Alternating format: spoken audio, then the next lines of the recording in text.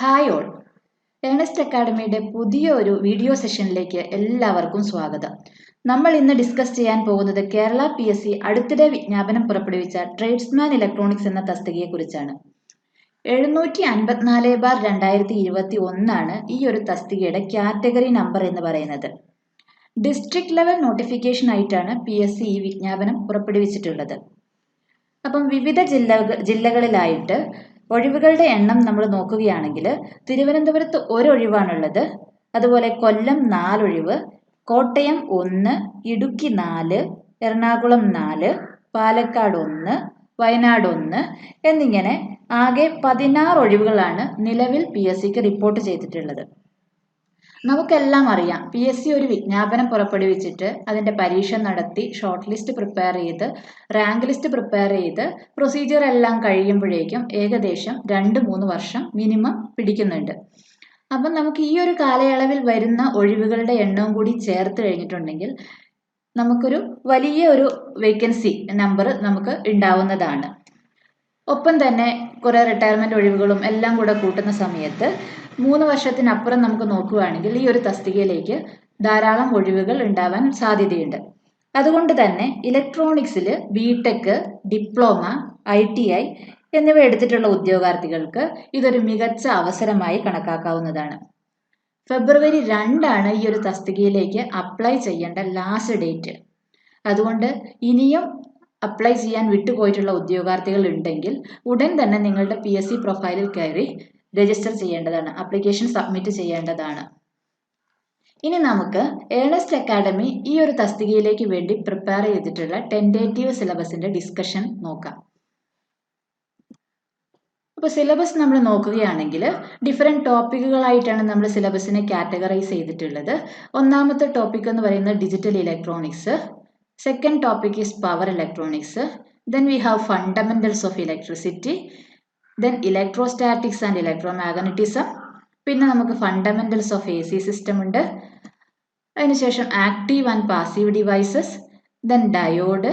പിന്നെ transistors, microprocessors, communication system, last op-amp. ഇങ്ങനെ 10-11 ടോപ്പിക്കുകളായിട്ടാണ് നമ്മൾ സിലബസിനെ ക്രമപ്പെടുത്തിയിട്ടുള്ളത്.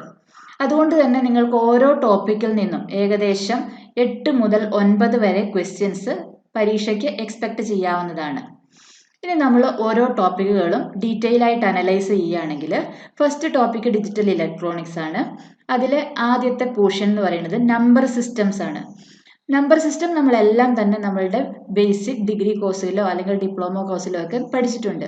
നമുക്ക് ഡിഫറെൻറ്റ് നമ്പർ സിസ്റ്റംസ് അവൈലബിൾ ആയിട്ടുണ്ട്. 3-4 നമ്പർ സിസ്റ്റംസ് ഉണ്ട്. അപ്പോൾ നമുക്ക് നമ്പർ സിസ്റ്റം എന്താണെന്ന് നോക്കാനുണ്ട്. പിന്നെ ഒരു നമ്പർ സിസ്റ്റത്തിൽ നിന്ന് മറ്റൊരു നമ്പർ സിസ്റ്റത്തിലേക്ക് എങ്ങനെയാണ് കൺവേർഷൻ നടത്തുക എന്നുള്ളത് നോക്കാനുണ്ട്. അതാണ് നമുക്ക് നമ്പർ സിസ്റ്റത്തിൽ പഠിക്കാനുള്ളത്. പിന്നീട് വരുന്നത് ലോജിക് ഗേറ്റ്സ് ആണ്. ഡിഫറെൻ്റ് ആയിട്ടുള്ള നമുക്ക് സ്റ്റാൻഡേർഡ് ലോജിക് ഗേറ്റ്സ് എന്താണെന്നും അതിൻ്റെ എല്ലാം ട്രൂത്ത് ടേബിൾ എന്താണ്, സിമ്പൽ എങ്ങനെയാണ് എന്നൊക്കെ ഉള്ളതൊക്കെ നമുക്ക് നോക്കാനുണ്ട്. അതിനുശേഷം ബൂളിയൻ എക്സ്പ്രഷൻ സിംപ്ലിഫൈ ചെയ്യാൻ വേണ്ടിയിട്ട് നമുക്ക് ഡിമോർഗൻസ് തിയറം ഉണ്ട്. ഡിമോർഗൻസ് തിയറം അപ്ലൈ ചെയ്തിട്ടുള്ള സിമ്പിൾ പ്രോബ്ലംസ് നിങ്ങൾക്ക് പരീക്ഷയ്ക്ക് ചോദിക്കാൻ ചാൻസ് ഉണ്ട്. അപ്പോൾ അത് ഡിസ്കസ് ചെയ്യണം. പിന്നെ കോമ്പിനേഷണൽ സർക്യൂട്ടിലേക്ക് വരികയാണെങ്കിൽ ഹാഫ് ആഡർ, ഫുൾ ആഡർ ആണ് ഡിസ്കസ് ചെയ്യാനുള്ളത്. അതുപോലെ തന്നെ സീക്വൻഷ്യൽ സർക്യൂട്ടിൽ ഫ്ലിപ്പ് ഫ്ലോപ്സ് നോക്കണം. ഡിഫറെൻറ്റ് ഫ്ലിപ്പ് ഫ്ലോപ്സ് അവൈലബിൾ ആണ്. നമുക്ക് ആ ഫ്ലിപ്പ് ഫ്ലോപ്സുകൾ എന്താണ്, അതിൻ്റെ ട്രൂത്ത് ടേബിൾസ് എന്താണ്, അതെല്ലാം നോക്കണം. പിന്നെ കോമ്പിനേഷൻ ഓഫ് ഫ്ലിപ്പ് ഫ്ലോപ്സ് വരുന്ന സമയത്ത് ഷിഫ്റ്റ് രജിസ്റ്റേഴ്സ്, കൗണ്ടേഴ്സ് ഇതെല്ലാം നമുക്ക് ഡിസ്കസ് ചെയ്യണം. അതിനുശേഷം നമ്മൾ ADC ആൻഡ് DAC ഇതാണ് നമ്മൾ നോക്കാൻ പോകുന്നത്. ADC എന്ന് പറഞ്ഞിട്ടുണ്ടെങ്കിൽ അനലോഗ് ടു ഡിജിറ്റൽ കൺവേർഷൻ ആണ്. ഡിജിറ്റൽ ടു അനലോഗ് കൺവേർഷൻ ആണ് DAC. Different types of ADC, DAC ഇതെല്ലാം നമുക്ക് പഠിക്കാനുണ്ട്. അപ്പോൾ അതിൻ്റെ എല്ലാം റെസൊല്യൂഷനും കാര്യങ്ങളും അതിൻ്റെ കുറച്ച് ഇക്വേഷൻസ് ബേസ് ആയിട്ടുള്ള കുറച്ച് കാര്യങ്ങൾ നമുക്ക് ADC, DACയിൽ ഡിസ്കസ് ചെയ്യാനുണ്ട്. ഇനി രണ്ടാമത്തെ ടോപ്പിക്കിലേക്ക് വരുമ്പം പവർ ഇലക്ട്രോണിക്സ് ആണ്. അതിൽ half wave and full wave rectifier with and without filter ആണ് ഫസ്റ്റ് ടോപ്പിക്ക് വരുന്നത്. അപ്പോൾ റെക്ടിഫിക്കേഷൻ എന്താണെന്ന് നോക്കണം. അതിൻ്റെ ടൈപ്സ് ആണ് ഹാഫ് വേവും ഫുൾ വേവ് റെക്ടിഫയറും. പിന്നെ UJT റിലാക്സേഷൻ ഓസിലേറ്റർ. UJTയിൽ നമുക്ക് കഴിഞ്ഞ തവണത്തെ PSC എക്സാമിനകത്ത് UJT ബേസ് ചെയ്തിട്ടുള്ള ഒരു സിമ്പിൾ പ്രോബ്ലം ഒക്കെ ചോദിച്ചിട്ടുണ്ടായിരുന്നു. അതിൻ്റെ ഇൻട്രിൻസിക് സ്റ്റാൻഡ് ഓഫ് റേഷ്യോ ഒക്കെ വെച്ചിട്ടുള്ള. അപ്പോൾ ആ എക്സ്പ്രഷൻ നമ്മൾ പഠിക്കണം, പ്രോബ്ലം എങ്ങനെയാണ് ചെയ്യണേന്ന് പഠിക്കാനുണ്ട്. പിന്നെ നമ്മൾ ഡിഫറെൻറ്റ് പവർ ഇലക്ട്രോണിക് ഡിവൈസിലേക്ക് വരുന്ന സമയത്ത് FET field effect transistor, junction field effect transistor, പിന്നെ triac, diac, IGBT, silicon controlled rectifier, ഇതിൻ്റെ എല്ലാം ഓപ്പറേഷൻസ് പഠിക്കണം. അതിനുശേഷം ഇൻവേർട്ടറിൻ്റെ ഓപ്പറേഷൻ എന്താണെന്ന് നോക്കണം. പിന്നെ DC പവർ സപ്ലൈ, റെഗുലേറ്റഡ് ആയിട്ടുള്ള DC പവർ സപ്ലൈയുടെ വർക്കിംഗ് പ്രിൻസിപ്പിൾ നോക്കണം. Battery charger, UPS, different types of UPS നോക്കണം. ഇതെല്ലാമാണ് നമുക്ക് പവർ ഇലക്ട്രോണിക്സ് എന്ന് പറയുന്ന സബ്ജക്റ്റിൽ പഠിക്കാനായിട്ടുള്ളത്.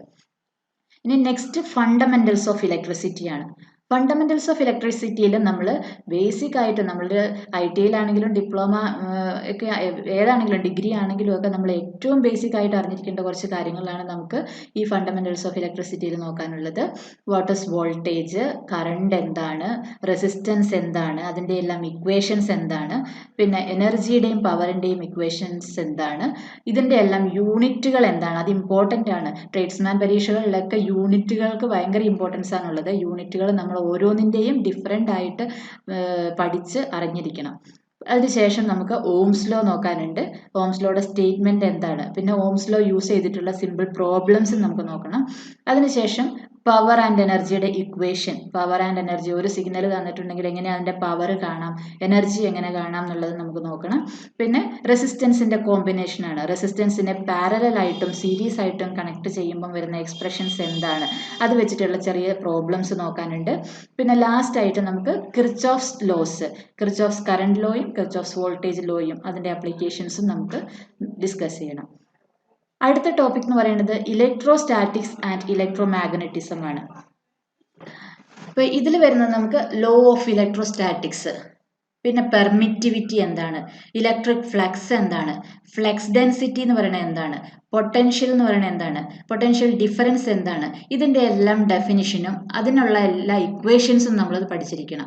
പിന്നെ ആ ഇക്വേഷനെ ബേസ് ചെയ്തിട്ട് കുഞ്ഞു കുഞ്ഞു പ്രോബ്ലംസ് ചിലപ്പം ഇതിനകത്തുനിന്ന് വരാൻ ചാൻസ് ഉണ്ട്. മുന്നിലുള്ള പരീക്ഷയ്ക്കൊക്കെ, മുന്നേ നടന്നിരിക്കുന്ന പരീക്ഷകൾക്കൊക്കെ ചെറിയ ചെറിയ പ്രോബ്ലംസ് ഒക്കെ ചോദിച്ചിട്ടുണ്ട്. അതിനുശേഷം ലൈറ്റ്നിങ് ഫിനോമിനൻ എന്താണെന്ന് നോക്കണം, പൊട്ടൻഷ്യൽ ഗ്രേഡിയൻറ്റ് എന്താണെന്ന് നോക്കണം, ഡയലക്ട്രിക് സ്ട്രെങ്ത്, പിന്നെ കപ്പാസിറ്ററിനെ ഡിഫറെൻറ്റ് കോമ്പിനേഷനിൽ കണക്ട് ചെയ്യുമ്പോൾ വരുന്ന എക്സ്പ്രഷൻസ്, പാരലൽ ആയിട്ടും സീരീസ് ആയിട്ടും നമ്മളൊക്കെ എങ്ങനെ കപ്പാസിറ്ററിനെ കണക്ട് ചെയ്യാം, അങ്ങനെ വരുമ്പം ഇഫക്റ്റീവ് കപ്പാസിറ്റൻസ് എന്താണ് എന്നുള്ളത് നമുക്ക് നോക്കണം. ഒരു കപ്പാസിറ്ററിൽ സ്റ്റോർ ചെയ്ത് വെക്കുന്ന എനർജിയുടെ എക്സ്പ്രഷൻ നമ്മൾ നോക്കണം. ഇതും ഇമ്പോർട്ടൻ്റ് ആണ്, എക്സ്പ്രഷൻ നമുക്ക് ഇമ്പോർട്ടൻ്റ് ആണ്. അത് വെച്ച് ചിലപ്പം ചെറിയ പ്രോബ്ലമും ചോദിച്ചേക്കാം. അടുത്തത് നമുക്ക് കുളംസ് ലോ ആണ്. കുളംസ് ലോ എന്താണ്, സ്റ്റേറ്റ്മെൻറ്റ് എന്താണെന്ന് നോക്കണം. പിന്നെ പെർമിയബിലിറ്റി എന്താണെന്ന് നോക്കണം. പിന്നെ മാഗ്നറ്റിസത്തിലേക്ക് വരികയാണ്. മാഗ്നറ്റിക് ഫ്ലക്സ്, ഫ്ലക്സ് ഡെൻസിറ്റി എന്താണ്, റിലക്റ്റൻസ് എന്താണ്, MMF എന്താണ്, Faraday's laws of electro magnetic induction ആണ് നെക്സ്റ്റ് ടോപ്പിക് എന്ന് പറയുന്നത്. അതിൽ നമുക്ക് Faraday's first law, second law, പിന്നെ ലെൻസസ് ലോ പഠിക്കാനുണ്ട്. ലെൻസസ് ലോ എന്ന് പറഞ്ഞിട്ടുണ്ടെങ്കിൽ അതിൻ്റെ ഡയറക്ഷൻ കണ്ടുപിടിക്കാൻ വേണ്ടിയിട്ടുള്ളതാണ്, EMFൻ്റെ ഡയറക്ഷൻ.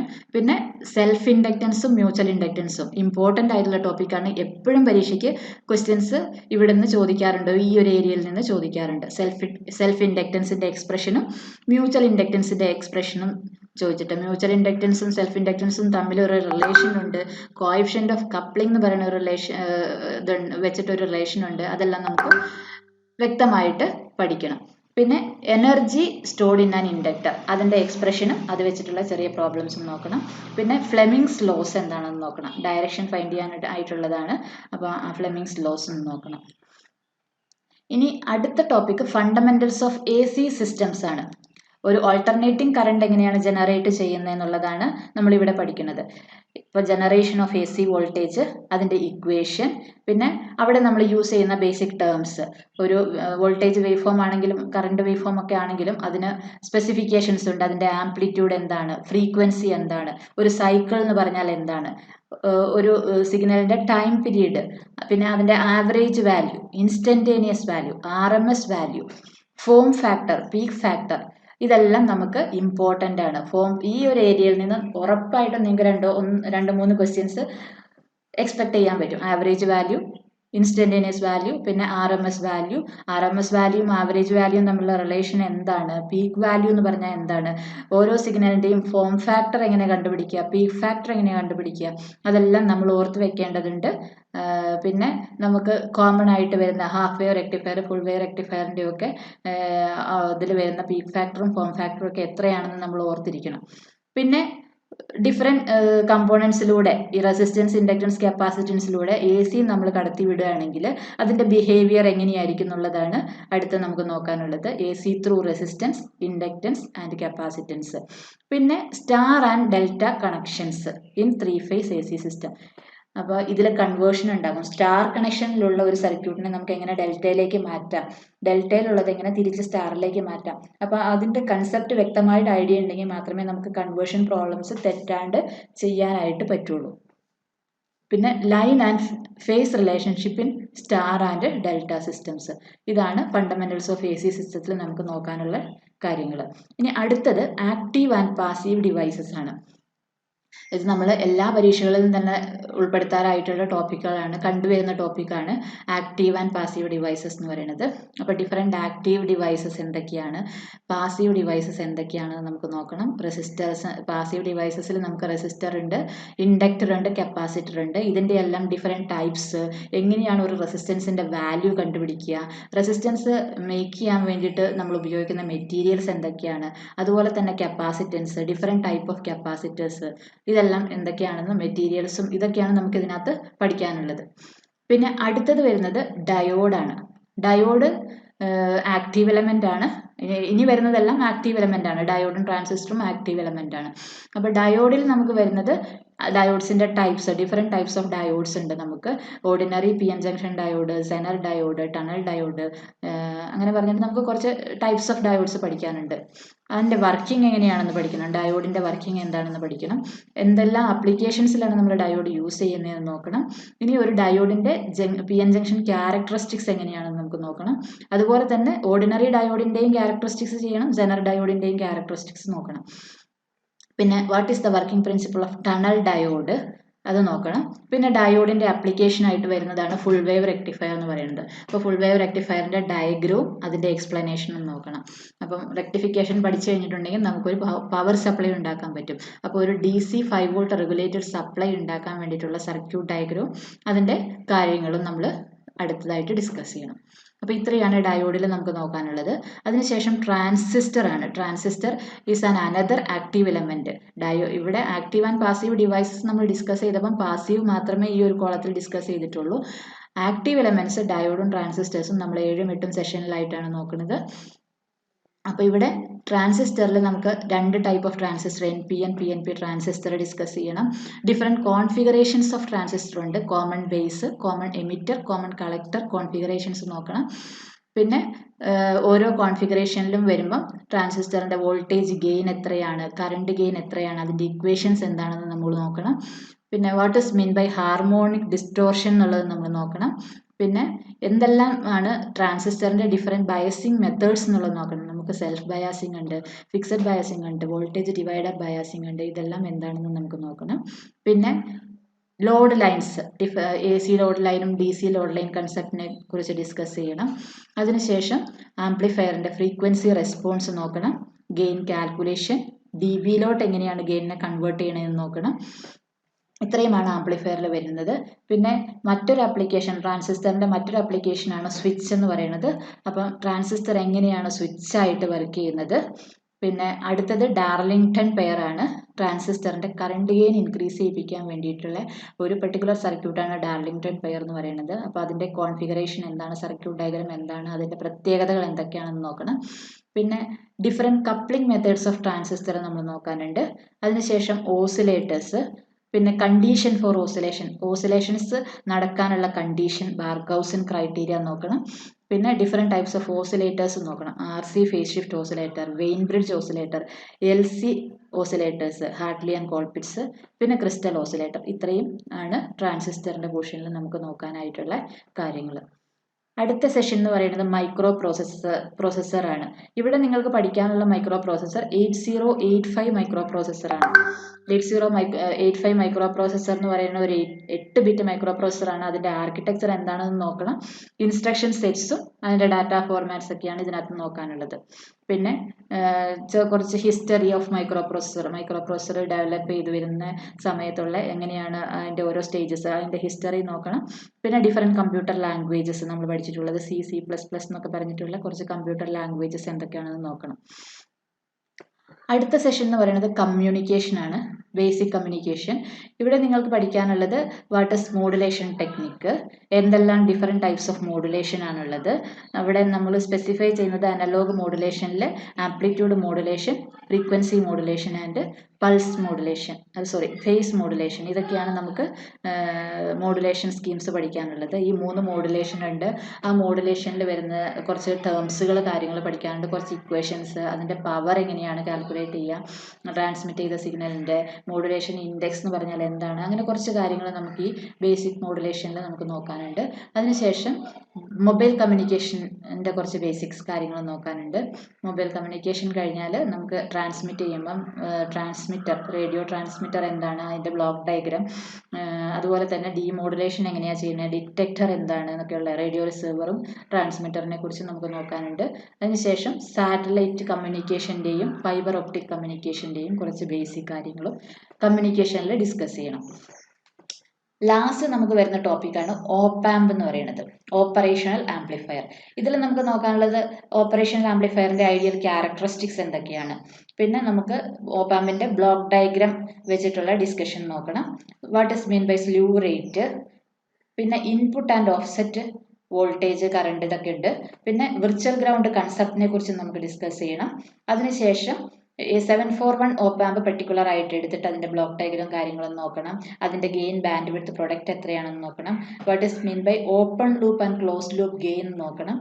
പിന്നെ കുറച്ച് ലീനിയർ ആയിട്ടുള്ളതും നോൺ ലീനിയർ ആയിട്ടുള്ള ഓപ്പാമ്പ് സർക്യൂട്ട്സുകൾ നമ്മൾ നോക്കണം.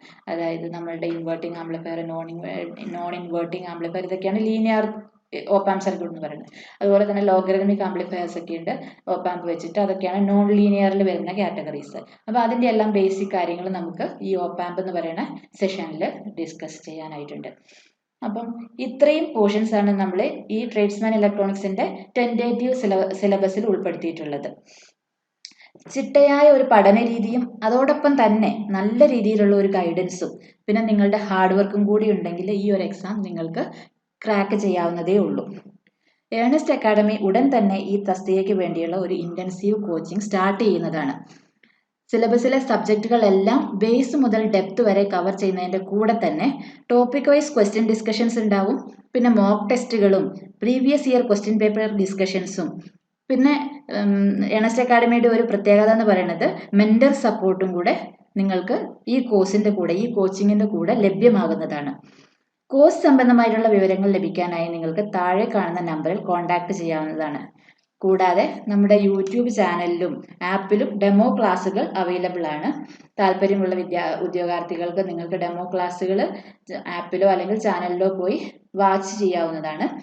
ഏണസ്റ്റ് അക്കാഡമിയുടെ കോഴ്സ് റിലേറ്റഡ് ആയിട്ടുള്ള അപ്ഡേറ്റ്സും മറ്റു കാര്യങ്ങളും അറിയുന്നതിനായി ചാനൽ സബ്സ്ക്രൈബ് ചെയ്യുക.